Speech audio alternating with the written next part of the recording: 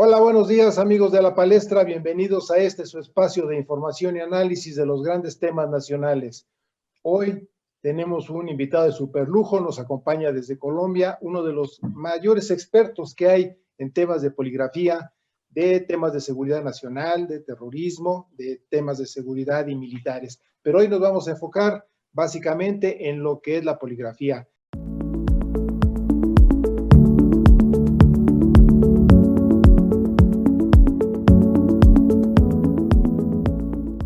Está con nosotros Juan Carlos Padilla Sanabria. Él es, como les comento, un especialista en temas de poligrafía, de seguridad, de temas militares, y es presidente de la Asociación Internacional de Profesionales de la Poligrafía. El currículum es muy amplio, nos llevaría mucho más tiempo hablar de todas sus bondades. Sin embargo, bueno, creo que con eso nos da un panorama de lo que él hace. Les digo, es sobre todo un profesional en las ciencias de seguridad y de análisis sociopolítico. Y con nosotros está Juan Carlos Padilla Sanabria. Juan Carlos, gracias por aceptar la invitación de la palestra. Y el tema, te digo, es la poligrafía. Sin embargo, quisiera que primero nos hablaras, ¿qué es la poligrafía? ¿Es una ciencia? ¿Es una herramienta? ¿Un instrumento para contratar en las áreas de capital humano? ¿Qué es la poligrafía? Pues Octavio, primero mil gracias por la invitación. Llevo en el área de poligrafía desde el año 2006, o sea, a la fecha tenemos 15 años de experiencia en el área de la poligrafía. Y para contestar la pregunta, la poligrafía es una técnica forense, una de las herramientas más de la ciencia forense. La ciencia forense tiene diferentes herramientas como el ADN, la dactiloscopia, la grafología, y la poligrafía es una herramienta más que poco a poco ha ido avanzando, y eso es uno de los objetivos de la Asociación Internacional de Profesionales en Poligrafía, eh, ayudar en el sustento científico de la técnica poligráfica, de la técnica científica. La poligrafía nace, como nacen muchas ciencias, con base en el interés del ser humano de conocer a otros seres humanos. Entonces, el trasegar es más o menos el mismo. Primero, experimentación en campo, luego algo de mitología, algo de experiencia, luego empieza a introducirse el método científico y en ese trasegar pues se van eliminando ciertos mitos que había al respecto. En el día de hoy, eh, la poligrafía tiene un fundamento científico bastante amplio. Normalmente, cuando hablamos de ciencias forenses, hay un protocolo internacional aceptado que es el protocolo de Danvers, que nos exige para la validación de una ciencia, una serie de pasos. La poligrafía a día de hoy los cumple todos, entonces por eso es aceptado en la mayoría de nuestros países como un medio de prueba. Aparte de eso, esa ayuda en la gestión de riesgos en procesos de selección o permanencia de personal. Pero aparte de eso, en muchos estados dentro de los Estados Unidos, sirve para dos elementos de investigación. Primero, dentro de las investigaciones científicas, dentro de las investigaciones judiciales, y segundo, en un área que ha sido poco explorada en nuestro país, que son en el programa de posconvicción de agresores sexuales. En algunos estados de Estados Unidos, cuando un agresor sexual se le determina libertad condicional, le dan unos parámetros muy estrictos respecto a para mantener esa libertad condicional. Por ejemplo, no puede ver pornografía, no puede estar cerca de un colegio, no puede estar solo con niños, ni siquiera si son sus propios hijos, y cada 6 meses se pasa por prueba de polígrafo para verificar si cumplió con nuestros requerimientos de su libertad condicional. El juez analiza la prueba de polígrafo y dependiendo del resultado puede determinar que vuelva a la cárcel o que continúe en su libertad condicional. Es una herramienta hoy en día de las ciencias forenses con validez científica, camino a convertirte en una ciencia independiente. Muy bien. Abres un poco más el panorama porque pensábamos, bueno, ustedes en Colombia tienen otra experiencia. En México pensamos que el polígrafo solo sirve para contratar personas en empresas o para quien quiere enrolarse en alguna dependencia, en alguna institución de seguridad pública, o como se le llama aquí en México ahora, seguridad ciudadana. ¿Es así? La poligrafía solo puede ser útil para que en algunas áreas de empresas se contrate personal para tener la certeza de que es, pienso yo, ahorita tú nos lo vas a decir entre comillas, honorable u honesta, y si también sirve para certificar exclusivamente a policías. Esa es una pregunta muy buena porque en el imaginario de las personas, por ejemplo, cuando llega una persona a prueba de polígrafo, lo que ha visto es, por ejemplo, algunas películas donde la persona llega y se sienta 5 minutos en la prueba y ya sale el resultado. No es algo un poco más complejo, tiene una validación, unos estándares, y dentro de estos estándares nos han establecido dos grandes campos de acción. El primero es ese, el primero se llaman pruebas screening, donde se trabaja en procesos de administración de riesgos. En procesos de administración de riesgos, algo que para una organización es un riesgo, para otra organización no. Y pongo un ejemplo, si yo voy a trabajar en el aeropuerto Benito Juárez, pues lógicamente para ingresar al aeropuerto, el riesgo principal en los aeropuertos, tráfico de armas, tráfico de municiones y especialmente en países como nosotros, tráfico de drogas. Entonces, ese riesgo que en el aeropuerto Benito Juárez es latente y se tiene que medir, como el tráfico de drogas, consumo de drogas, en otra organización de pronto no puede ser un riesgo. Yo tengo algunos clientes del área de publicidad donde eso no es ningún problema. Entonces, lo que para una organización es un riesgo, para otra no. Este es el primer campo, análisis, administración de riesgos. Eso se llama pruebas de screening. Yo puedo desarrollar pruebas de screening, bien para una organización gubernamental como es la policía, o bien para organizaciones particulares. Así se desarrolla en todas. Y dentro de esas pruebas de screening están las pruebas de selección cuando voy a contratar a alguien, o están las pruebas que llamamos de permanencia para verificar si la persona que ingresó siendo confiable continúa siendo confiable dentro de su proceso. En Colombia, por ejemplo, a nosotros los militares, cada vez que vamos a ascender a un cargo, nos hacen prueba de polígrafo para verificar si en nuestro anterior cargo cumplimos de manera ética con nuestra labor. Entonces, es una parte.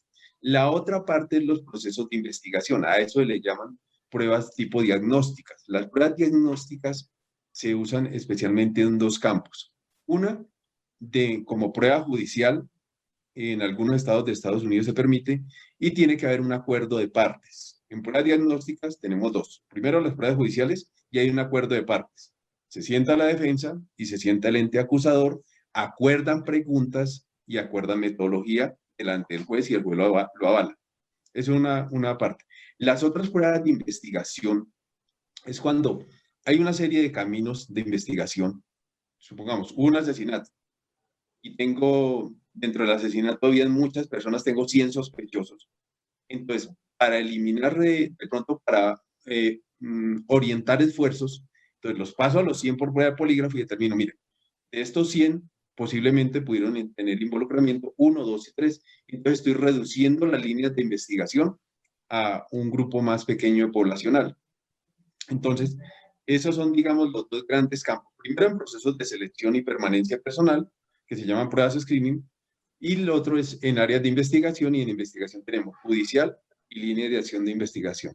Entonces, como los dos grandes campos, dentro de las pruebas de screening se encuentran esas pruebas que yo le mencionaba, que son las pruebas de agresores sexuales. Simplemente, ahí no estamos, no hay un delito consumado, simplemente estamos verificando si esa persona está cumpliendo con los requerimientos como si fuera un trabajo. En esta ya hay un delito, una violación, un secuestro, un asesinato, un robo, y estamos, una de dos, o agregándole evidencia a un proceso judicial o abriendo líneas de investigación para el proceso de investigación. ¿Qué tan confiable es el polígrafo para determinar si una persona puede entrar a una empresa o puede entrar a la policía? Esa es la pregunta del millón y creo, cuando llegan los evaluados a la prueba, es una de las preguntas más recurrentes. Primero, porque no es cierto que solo el que teme, solo el que miente teme algo, no. La persona llegan temerosa a la prueba del polígrafo, bien porque no confían en la prueba, bien porque yo puedo no haber hecho nada, pero tengo miedo de que se me inculpe, tengo miedo de que el equipo falle y de pronto termine yo siendo inculpado. Entonces, una de las preguntas del millón. Y aquí tenemos que hablar de la validez de las pruebas forenses. No hay una sola prueba forense que arroje un 100% de confiabilidad, ni siquiera la prueba de ADN. Se acercan mucho, pero no hay una sola prueba, ni pruebas balísticas, ni pruebas de otro tipo. La poligrafía, como técnica forense, pues tampoco tiene un 100% de confiabilidad. Los estudios nos han demostrado lo siguiente, y volvemos al protocolo de Danvers. Los estudios, la replicación de los estudios son consistentes en demostrar que una prueba tipo screening, o sea, de selección o permanencia, nos puede arrojar umbrales del 89% más o menos. O sea, la media de los diferentes estudios que se han hecho, y hay estudios de universidades, hay estudios de gobierno federal, hay algunos estudios que hemos desarrollado en México y Centroamérica y Colombia, eh, algunos estudios se han desarrollado también en Europa y Sudáfrica, en Israel también han desarrollado muchos estudios, Japón. Entonces, cuando agrupamos todos estos estudios en un metaanálisis, la consistencia, la media nos muestra que alrededor del 89% en pruebas de selección. En pruebas diagnósticas ya la confiabilidad sube mucho porque en pruebas de selección tengo varios objetivos: drogas, delitos, vínculos con delincuentes, organizaciones de narcotráfico, falsedad en documentos de la hoja de vida. En pruebas diagnósticas tengo un solo objetivo: el robo, el secuestro, el asesinato. Entonces, en pruebas diagnósticas la confiabilidad se dispara alrededor del 95% y ese es el aceptado de acuerdo a los diferentes estudios. Entonces, conclusión: pruebas de selección y pruebas de permanencia, normalmente estamos alrededor del 89%, pruebas de diagnóstica estamos alrededor del 95%, entonces lo ideal o la técnica por excelencia siempre serán las pruebas diagnósticas o de un caso único de investigación. Muchas gracias. Veo que en Colombia se utiliza mucho la poligrafía para fines judiciales, como ya lo has marcado a lo largo de la entrevista. En México creo que todavía no hay esa contundencia o el requerimiento necesario para que se determine a través de pruebas polígrafas alguna actividad forense.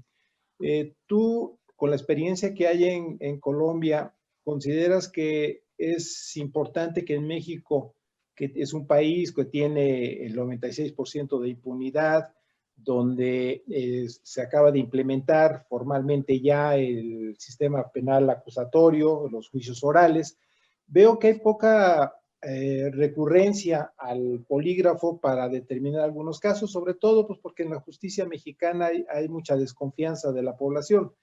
¿Consideras que sí es un buen instrumento, una buena herramienta la utilización del polígrafo, sobre todo como acabas de marcar en Estados Unidos, para delitos sexuales o para incluso cuestiones como el homicidio mismo? Aquí hay mucho feminicidio en México. Uno de los grandes problemas y una de las asignaturas pendientes del gobierno es el incremento del feminicidio. La poligrafía en Estados Unidos, normalmente los americanos, el fundamento de sus normas es la ciencia. La ciencia, por ejemplo, nos dice que difícilmente un psicópata tiene posibilidad de recuperación. Sin embargo, nuestros legisladores en Latinoamérica muchas veces cuando legislan se alejan de la evidencia científica. En Colombia tenemos un alto grado de agresores sexuales y de asesinos seriales. Tenemos sujetos como Garavito que, así, contados, más de 300 niños muertos y violados y muertos. Entonces, sin embargo, esta persona está próxima a salir de la cárcel porque cumplió su condena. Nuestros legisladores no entienden que estas personas no tienen posibilidad cognitiva, neuronal, de reacomodar su corteza cerebral y recuperarse. Lo que hacen es mejorar sus metodologías. Entonces, en Colombia algunas pruebas de polígrafo han sido inmersas en procesos judiciales. Sin embargo, el juez es quien valora. Igual que pasa que nosotros llevamos ya algunos años con el sistema oral acusatorio, igual pasa en México. El abogado defensor puede presentar pruebas igual como lo presenta, y creo que en México se llama Procuraduría, en Colombia se llama Fiscalía. Entonces, y aquí también se llama Fiscalía. Bueno, entonces ya, cada día nos homologamos más en los diferentes sistemas de justicia a nivel internacional.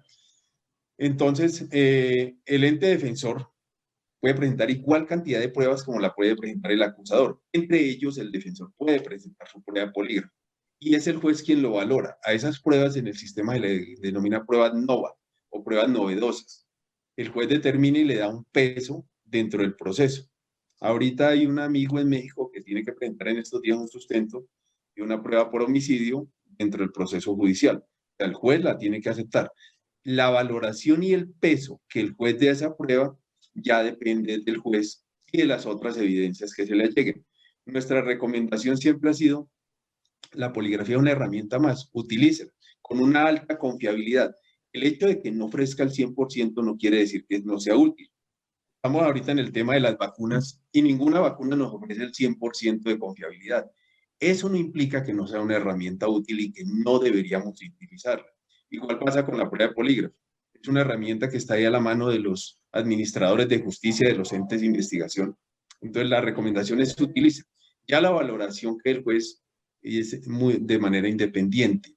Y eso sí lo tenemos súper claro, que nunca pretendemos con la poligrafía sustituir la opinión de un profesional, como en este caso es el juez. Realmente herramientas que se deben llegar al proceso.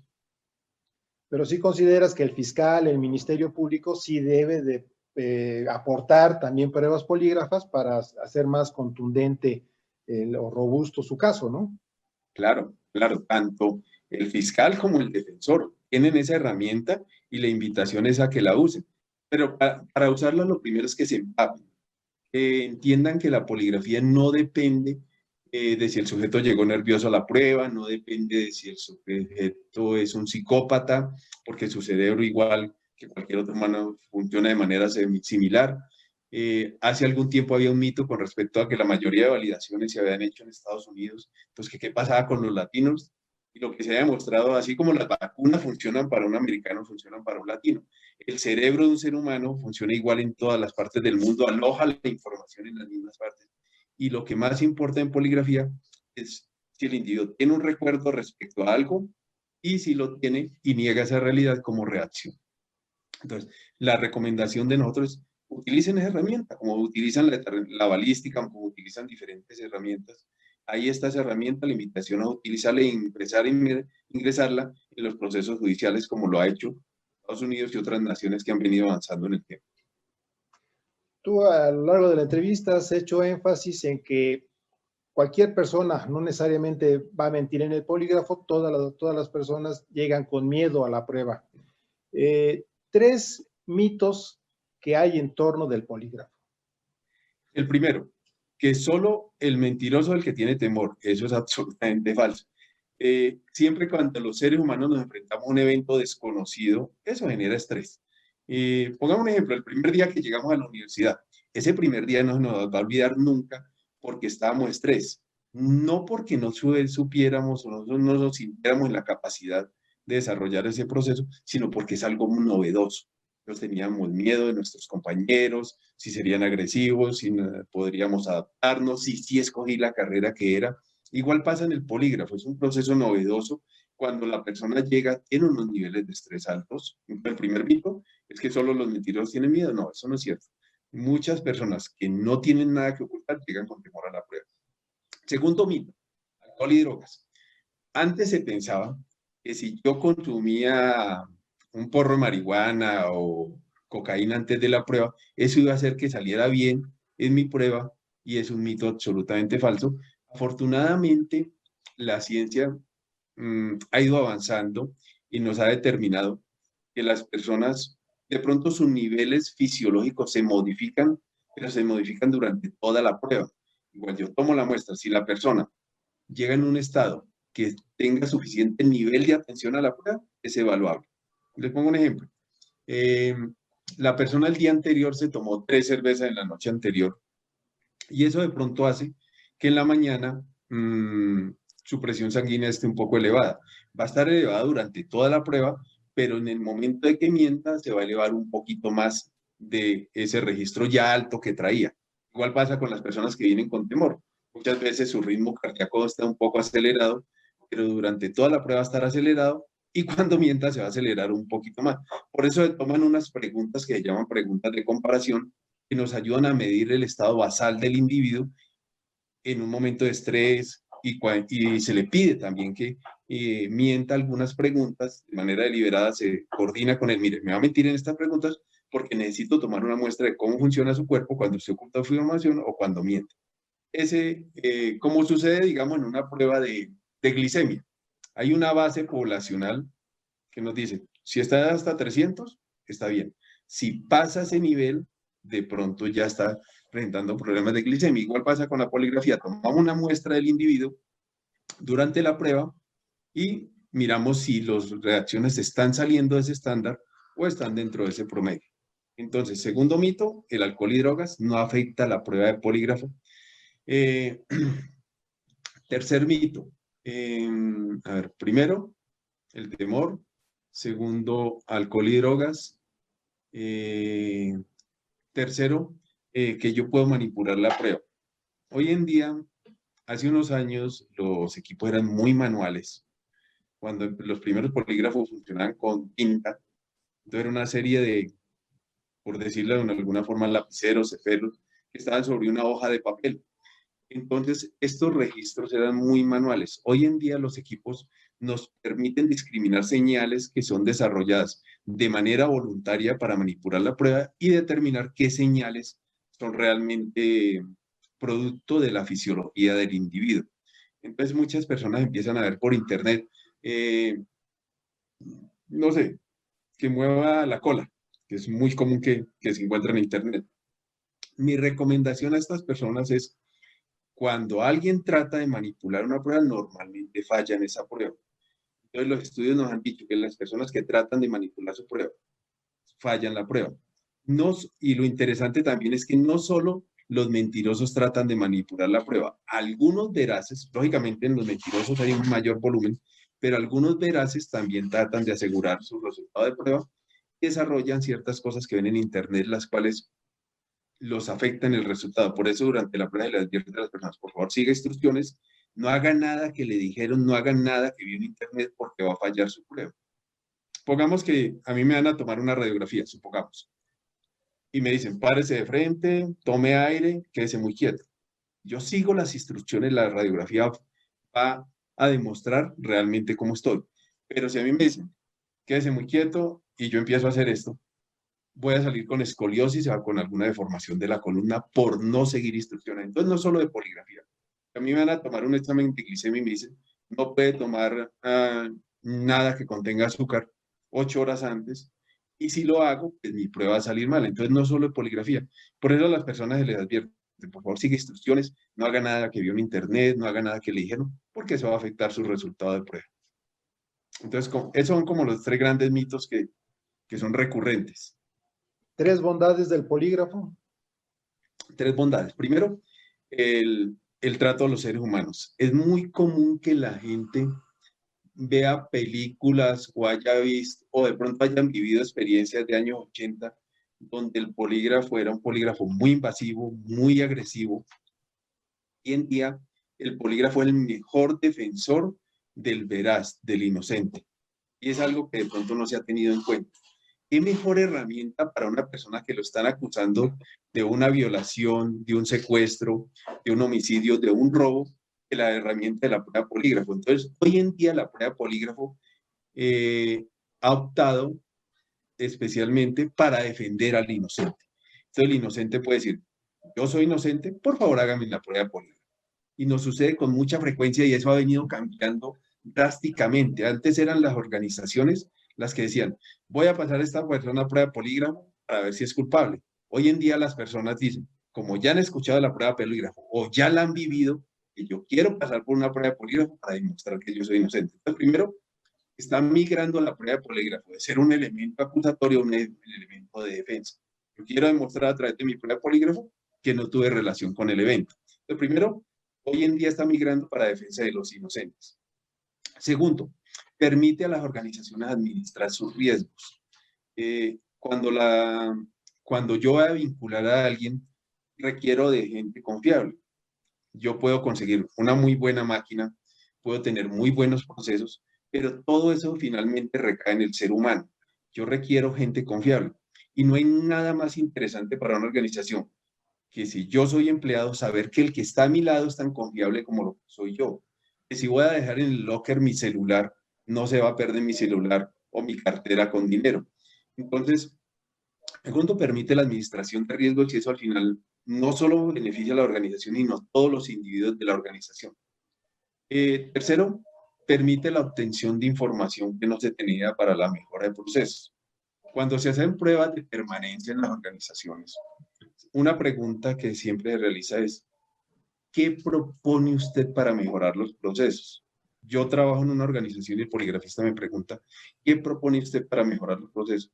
Normalmente de ahí salen herramientas para mejorar procesos, para establecer controles, porque las personas que están viviendo el proceso día a día muchas veces conocen cosas que las directivas no ven. Entonces, permite mejorar procesos, ayuda a defender los inocentes y fuera de eso crea entornos confiables.